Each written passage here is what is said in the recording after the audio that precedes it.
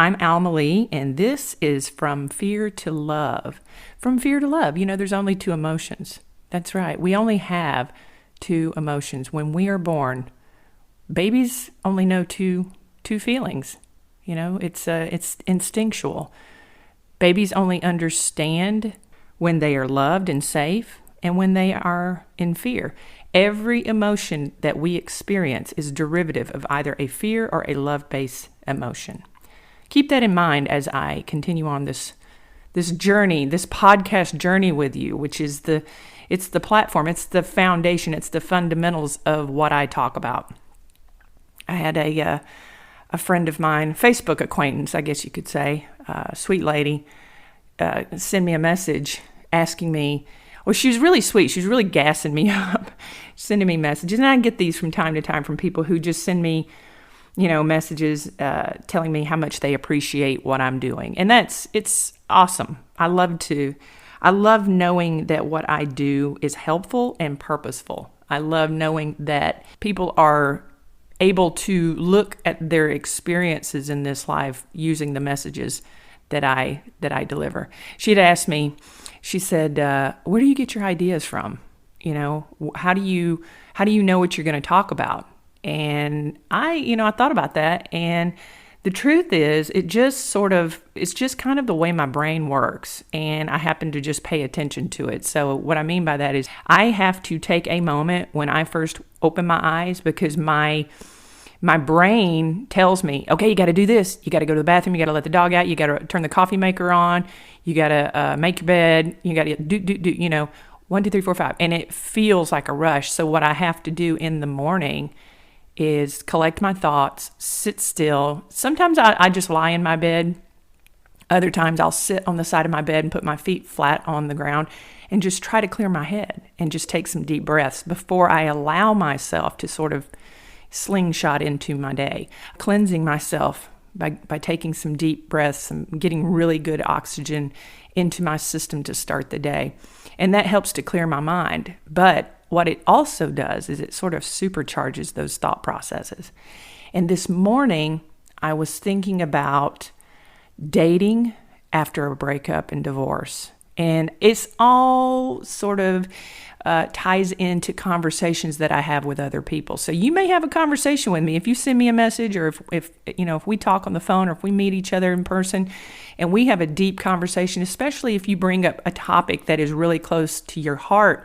It's going to plant a seed in my brain, because the way it works is I'm going to start contemplating, how can I positively influence this particular issue, not only for this person, but for everyone else who is experiencing the same dilemma. See, the thing is, and this is something that I've learned in the work that I've done, is that I hear it's like a broken record almost. And I'm not saying that as a bad thing. But I just see people struggling with the same problems over and over and over again, which is what has motivated me to move into this realm of my work. And my purpose is to do more for more people, as opposed to doing onesies and twosies with my clients. I'm not saying this is not therapy. Listening to this podcast is not therapy. Let me clarify that, because I don't want to get in trouble. But you may find a therapeutic benefit from listening to this message, because what I'm talking about is based upon conversations and interactions that I've had with both personal acquaintances, people that I know, friends, as well as clients. So dating. And I want to get into the elements of both what I have seen with other people, particular people in my, Gen X, people who have been married, who have been in long-term relationships, and see that cycle repeat itself over and over and over again. And you feel like you just can't seem to get it right. You just can't seem to make it work. Why is that? I'm a perfect example of that. I've had numerous relationships in my life that have faltered. And here's what I've come down to. You've done it. You've seen it on, Facebook, Instagram, whatever. Maybe back in the day on MySpace, if you remember MySpace. The venom, the vitriol, the resentment, the hostility, just the anger and the disappointment that people feel coming out of a relationship because somebody else used them. They shit on them. They dumped on them, cheated on them. Maybe they were in a domestic violence situation. They were emotionally abused. It's awful. That's awful. That's not why we get into partnerships. We don't get into partnerships to be abused. So why the hell do we tolerate it? Why do we stay the course with someone who treats us poorly? And that's what I want to talk about today. And keep in mind, talking to you and having you hear my voice right now, before I get into it, let's just do this real quick. Okay? Take a deep breath.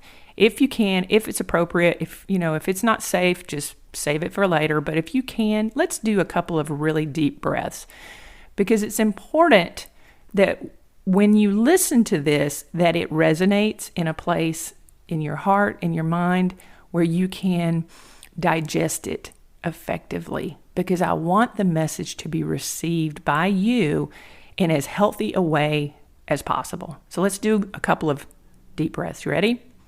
Isn't it funny? If you've never done meditation, it might feel uncomfortable. It might feel weird or even cringy. Just humor me. All right, so here we go.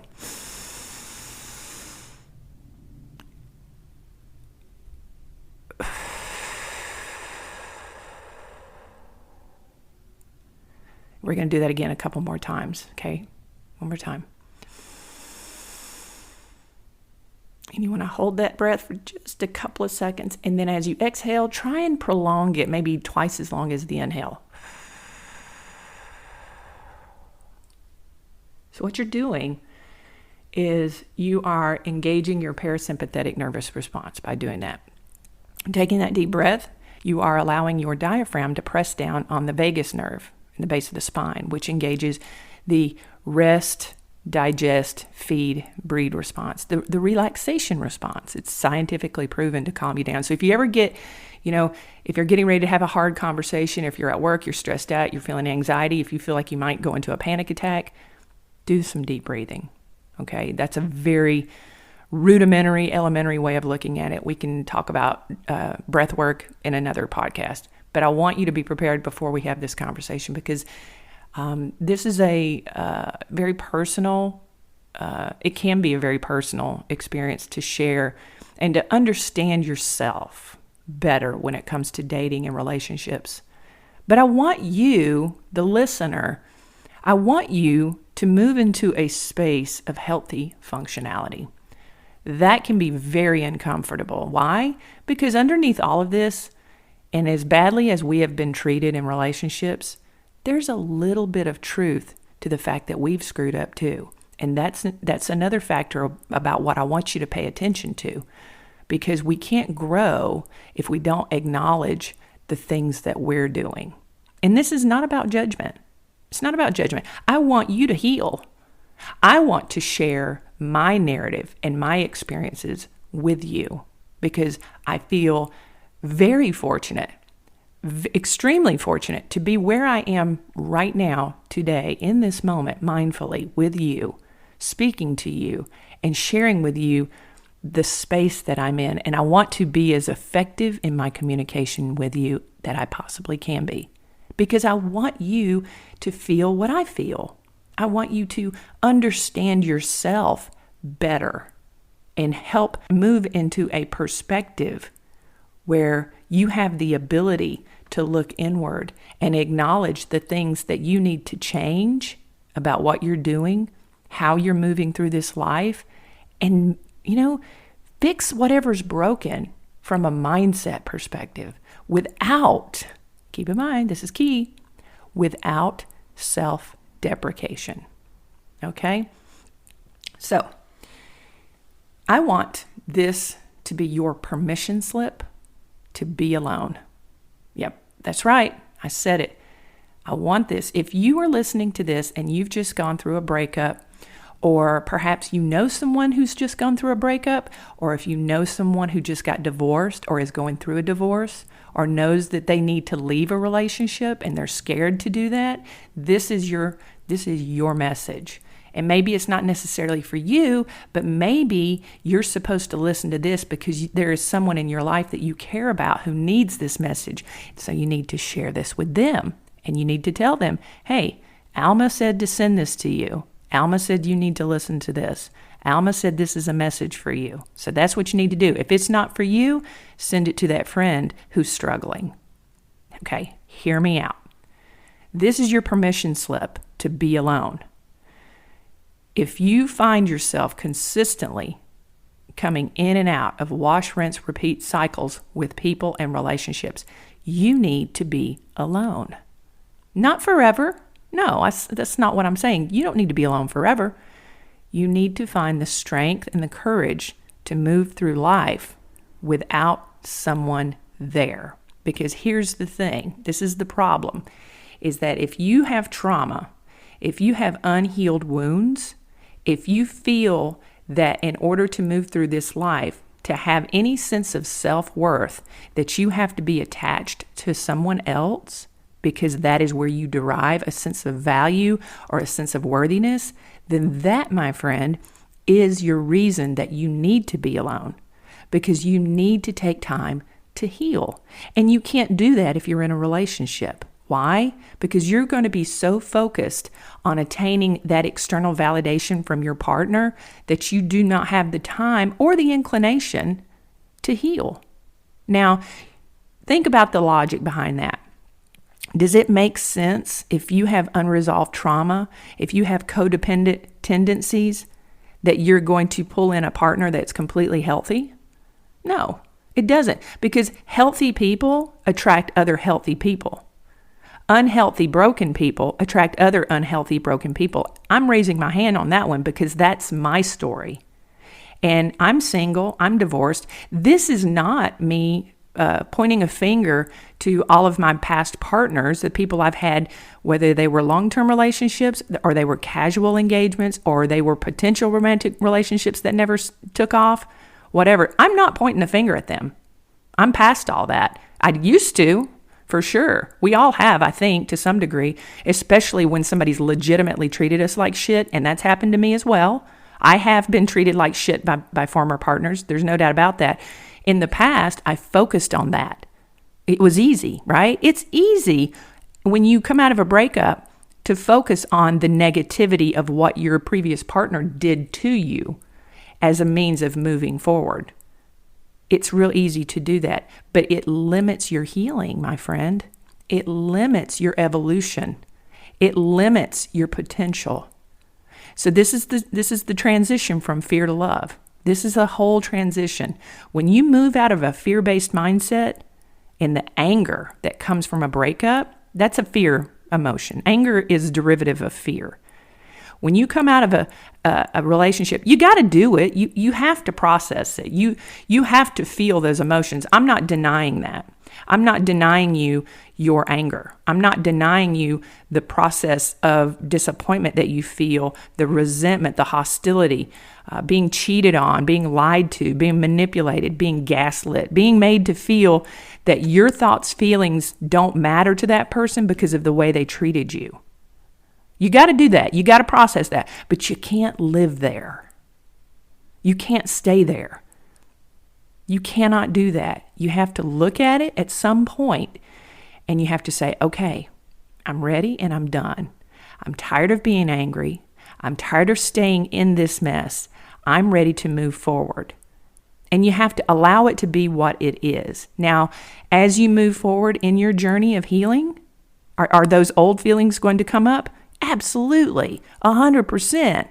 You're going to have moments where it's going to be like a tsunami sometimes, where all of those angry feelings are going to come up behind you, sneak up behind you and overwhelm you. You might even find yourself gasping for air because all of a sudden you have those overwhelming feelings again. It's okay. It's all part of the journey. It is all part of the journey. You know, like the old cliche, like the saying goes, is there's a reason that your windshield is way bigger than your rear view mirror. That's so true. It is so true. You're going to look back. You're going to look behind you to see, did that really just happen?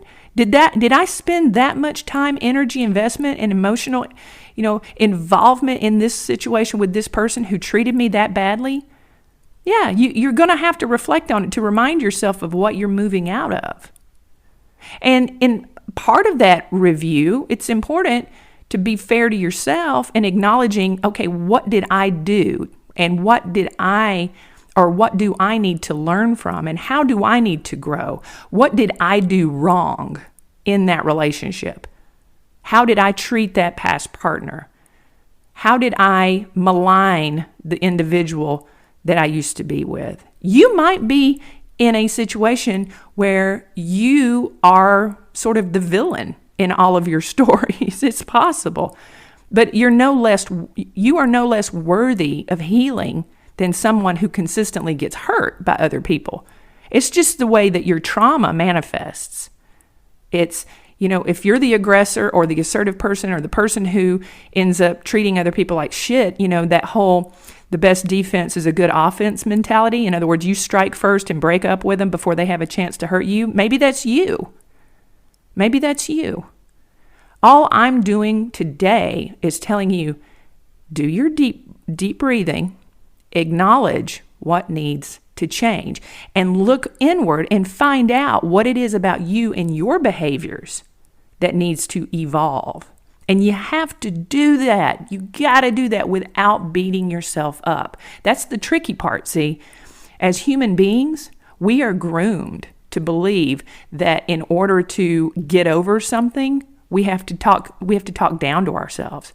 We have to equate our value to our actions. And all I'm doing is giving you permission to not do that anymore. Did you cheat on your last partner? Did you tell someone that you loved them and you didn't? Or better yet, did you tell someone that you loved them and you don't really know what that means? This is an opportunity for learning. This is an opportunity for growth. I want people to experience what I'm experiencing in my life. Am I scared? Yeah, I get scared. Of course I do. I'm a human being. Of course I worry. I worry about different things. But here's the difference between that. The fear and the, being scared that I feel now is vastly different than the fear I used to feel. The fear that I used to feel before I embarked on my own evolution years ago was based on wondering if anyone will ever love me. And that was based in my belief about myself being unlovable. And so I would pursue connections with people because I needed them to make me believe that I was lovable. The difference between the fear then and the fear now is my fear now is not rooted in a lack of worthiness. I know I'm lovable. I'm awesome. I'm a great person. I'm a growth in progress. I can acknowledge my shortcomings. I can empower myself. I'm confident. I know that I'm worthy. I know that I deserve good things. I know that I deserve a good person to connect with. My fear is more or less rooted in making good decisions moving forward in my purpose. And it has nothing to do with my value of self. My worthiness and my value is impenetrable. I am 100% convinced of what my worth is. And maybe my fear that I feel now is more or less rooted in I may very well be alone. I may very well stay alone the rest of my life. And the thing about that is I have to be okay with that because I will not partner with someone who is not at my level. I won't do it. It won't happen. Now, you know what? What works for me may not necessarily work for you. But that is something that I have recently come to terms with, and it is interesting. It is so interesting because when I tell people that, sure, I'll go to dinner with you, but I'm going to pay for my meal, you pay for your meal, and this is just us getting to know each other as friends. I am not interested whatsoever in dating someone I don't know. So if I go and spend time with someone, the purpose behind that is to get to know them. That's it. And let me tell you what, that is a lot for a lot of people. And it's okay. It's no judgment. It just means they're on a different journey than I'm on. And it's fine. And that's what works for me. Now, I have a more intense personality, I suppose, than a lot of people, but I feel very strongly that that is going to protect me in the future. Another thing, too, that ties into all of this is I am not looking for someone to complete me. You should not be looking for someone to complete you. You should be working on completing yourself. Because see, here's the way I look at it. This is a perspective shift. I believe that the person that I deserve to be with deserves me to be the best version of my healed self. So what I'm doing now is not only a gift to myself, but it is to create and cultivate who I am in the future so that I can be the best version for someone else. It's not about me looking outward. I'm not looking for somebody to be, you better get your shit together before you come at me kind of thing. That's kind of a non-issue as far as I'm concerned, because that's the only way that the connection would ever happen. And I believe in working on myself first, because I know what I deserve. It goes back to what I was saying earlier. I know what my worth is. I know what my value is. Finally. It took only, almost 49 years to figure that out, but I got there and I did it and I'm here and I'm grateful. And that's what I want to share with you today is I'm doing all of the work. I'm doing my homework, and I'm doing that because the person I deserve to be with deserves me at my best. They deserve me to get out of my head, figure my shit out, become the best version of myself that I can be. My potential partner deserves me to come to them and not expect them to make up for the errors of the past grievances that I've experienced. You would never expect the person behind you in the grocery store to pay for your groceries. That's kind of what we tend to do, right? I've done it years past. I've done it. I've expected somebody that I was dating to understand me and, make room for my shit that I hadn't healed. You got to heal. You got to get out of your own way. You're your biggest barrier to your own happiness by expecting other people to fix you. I did it. You just got to fix yourself. And I'm just telling you, I'm giving you permission to be on your own. It's really not that scary over here. You will find out who you are. You will find out your worth. You will learn how to take care of yourself.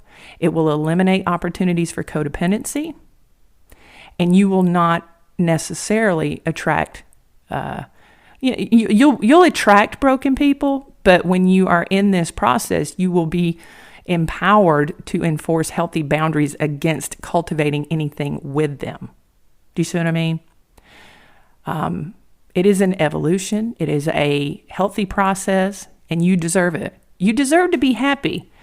It's mind-blowing what you will realize about yourself when you take time to establish yourself on your own, when you learn how to take care of yourself, when you're no longer codependent, or at least engaging in codependent behaviors. That rearview mirror will seem like a snapshot of craziness, because once you evolve and once you get out of that negative headspace and you look backwards, you might be inclined to feel a little bit of self-deprecation and shame and judgment of your former self. But I got to tell you, you can't do that either. You can't do it. You cannot look at yourself a year or two ago and judge yourself for doing things the best way you could at that time. Because now you're a different person than you were back then. You have to look at yourself at every evolution of where you're at and be appreciative for just doing the best you can. And in a year from now, you're going to be even more evolved. You're going to have even more tools in your toolbox to move through this life in a healthy way and to achieve your happiness based upon what you're able to do for yourself. And you will be able to love someone without any restrictions or resentments or expectations. Don't you want that? I do. And, I do get lonely. I do. I'm a human being. I do want companionship. But I don't want companionship at the cost of my own sanity. I don't want companionship at the cost of my integrity. I don't want to sacrifice all of the hard work that I've done just to have a little bit of external validation, it's no longer worth it to me. I realize the areas that I still need to work on, which limits my availability to other people, because the more work you do, the faster the healing comes. And for me, I feel like I am literally drinking from a fire hose, a healing fire hose. That's where I'm at right now. That is a huge part of what is, I'm focused on this. I'm focused on delivering a message for you that encourages you. And I'll say this in closing, because this is a long one. I'll say this. This is your permission slip. This is your permission slip to take time for yourself, to ignore the negativity, the toxicity, the control. If you are in a violent relationship with someone, I ask that you please do the best you can to communicate that and seek help. It's not good to be in a situation where someone treats you violently. I think that it is possible to love someone who is abusive. You can break up and divorce and leave someone and still love them. And you can want the best for them. And you can want them to do well, and you can want them to heal.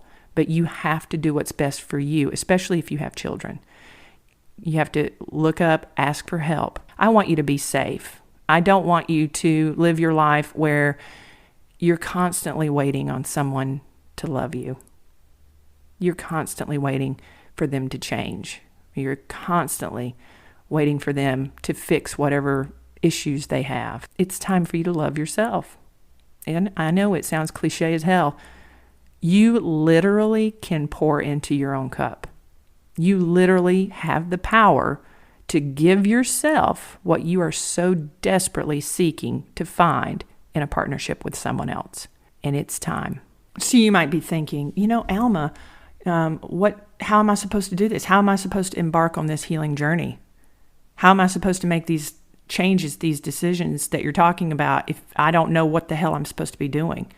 If the only thing that I know what to do is what I've been doing, how am I supposed to change? Well, you got to go talk to somebody. You got to go to a therapist. Your friends are great. Your family can be great, but more often than not, your family sees you in a particular way. And because they see you and you fit a certain role in their mind, they're going to treat you accordingly. If you're the youngest, for instance, you're always the baby. They're going to talk to you like you're always the baby. You're not going to be seen at the age of evolution that you're at, blah, blah, blah, so on and so forth. No judgments against families, not dinging families, but you've got to go and see somebody who is trained in trauma therapy. You've got to go and talk to somebody who is a quote unquote a disinterested third party. And what I mean by disinterested doesn't mean that they're not interested. It means that they have no emotional tie to the outcome. It means that the information and the support and the facilitation, if you will, that they give you is coming from a place of actual expertise, actual training. So they can take your narrative and they can help you reframe that and look at it from a brand new, healthier perspective, at least to give you a trajectory, a goal to set for yourself on what you want to work for, and then to also help you process the trauma and create a game plan on how you're going to move out of that. You need someone trained to help you do that. Keep reading, find books. One that pops up off the top of my head right now, if you were married and you got cheated on, is Mating in Captivity by Esther Perel. It's a wonderful, wonderful book. The Alchemist by Paulo Coelho. I'm not even saying his name right. Paulo Coelho. The Alchemist. And that is a very overall broad view of the world, the mindset of the world. You got to take it with a grain of salt, with an open mind. And I listened to the audiobook and it's great. And it gives you a whole lot of fundamentals on what you should do at any given point in life. And it talks about life in general terms and it uses a lot of metaphors. But The Alchemist is great for that. Those are the two books that I'm thinking of offhand. The Prophet by Khalil Gibran is a great one as well. You've got to take in information from healthy sources that are not emotionally tied to you. Lean into your friends, but also be mindful of what their intentions are. Okay? This is a huge undertaking. What you are embarking on is huge. Your evolution will include letting people go, not just the person that you just broke up with. Know that. People will fade away. People will fade out of your spotlight of life, if you will. Not everyone who pretends to be a cheerleader is an actual cheerleader. Be mindful of that. Pay attention to how people treat you. When people ask you how you are, there are people that you have in your circle that only want to hear the bad stuff. They only want to hear what's going wrong in your life because that's what makes them feel better about themselves. There are people out there who do not want to hear that you're doing well. They are not going to encourage this journey. They are not going to support you. Be aware that when you break up with someone and you embark on your own spiritual path, that you're going to find that being alone, it really means you're going to be alone for a bit. But I promise you that the quality of the engagements that you will have moving forward will be so much better. They will be so much more fulfilling, and they will come from such a genuine, authentic place. And that's, you're cultivating the joy. You're moving out of fear and into love. Not to belabor that point, but that's basically what all of this is. You want to move out of a fear-based mindset and into a love-based mindset. And that love-based mindset comes from loving yourself first. When you love yourself, when you give yourself what you need and what you have been trying so desperately to receive from other people, you won't need it so much from other people. Then it's going to be a gift. It won't be a necessity because you will have the ability to take care of yourself first. When you hold yourself accountable to change and grow and learn how to love yourself and give yourself that worthiness that you so desperately seek in your healing journey, then everything else will start to fall into place. Because when you feel and believe that you're worthy, all of these other things that you've been leaning into won't seem so attractive. If you have, look at it this way. If you have a full belly, you're full, you've got a full, complete, you've just had a delicious, filling meal, you are not going to look for snacks. You are not going to pick up a grape off the ground and eat it. You are not going to pick up crumbs and sweep them into your mouth because you're full, because you have what you need already. That's the same thing with all your relationships, not just romantic partnerships. If you're starving and you don't have what you need, that dirty grape on the ground, that's been out in the sun is going to be pretty attractive to you because you're hungry, because you're thirsty, because you need it, because you need that fulfillment. Crumbs are attractive and they're acceptable to you because you don't already have what you need. So that's kind of the analogy moving forward. Give yourself what you need. You can do it. You have all the power. Isn't that crazy? Isn't that crazy to think that you have all the power? Everything that you have been wishing, dying, praying for, and crying your eyes out, screaming, fighting with someone else. Please give this to me. You have something that I need. You have the power to give it to yourself. And it's right there in front of you. It's for the taking. All you have to do is just decide that you're ready. That's my message for you today. I hope that whatever day you have is a learning opportunity. You grow, you evolve, you change. But most of all, you have peace. So that's it. All right, it's time for me to pack. I got to go on my trip. I love you guys. This is Alma Lee, and you've been listening to From Fear to Love. This is an LMB production. Thanks for listening.